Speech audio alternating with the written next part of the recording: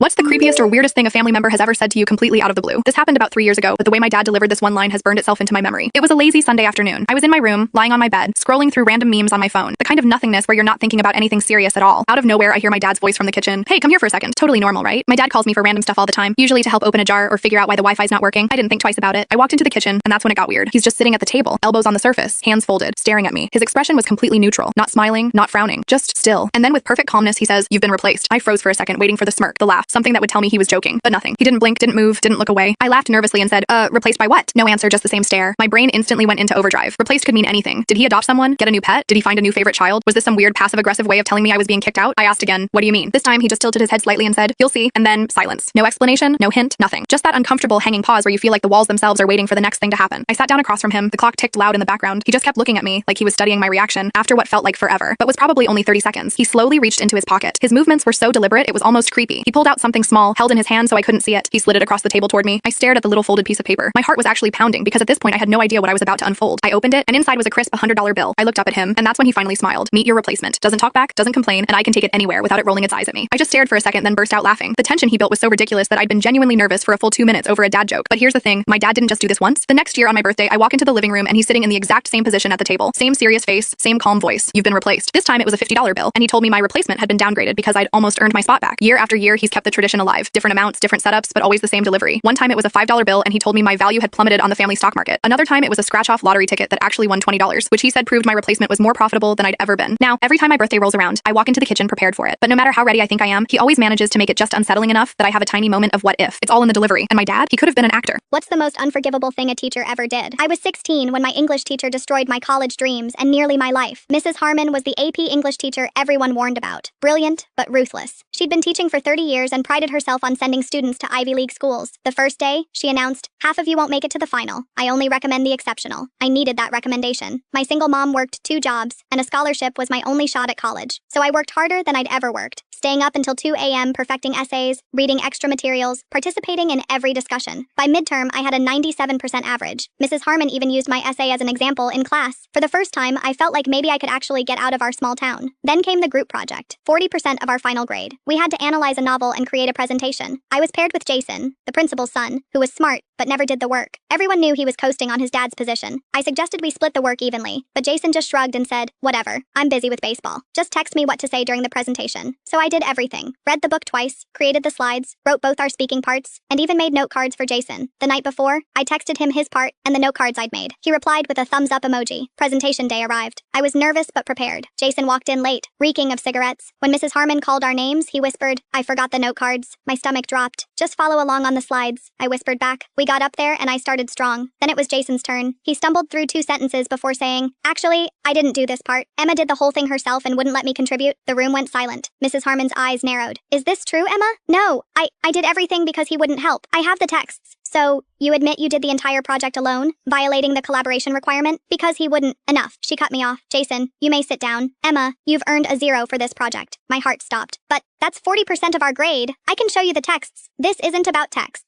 This is about academic integrity. You were assigned partners for a reason." I looked at Jason, who was smirking. His dad was on the scholarship committee. After class, I tried to show Mrs. Harmon the evidence, but she refused to look. "The decision is final. Perhaps this will teach you about teamwork." My final grade, D+.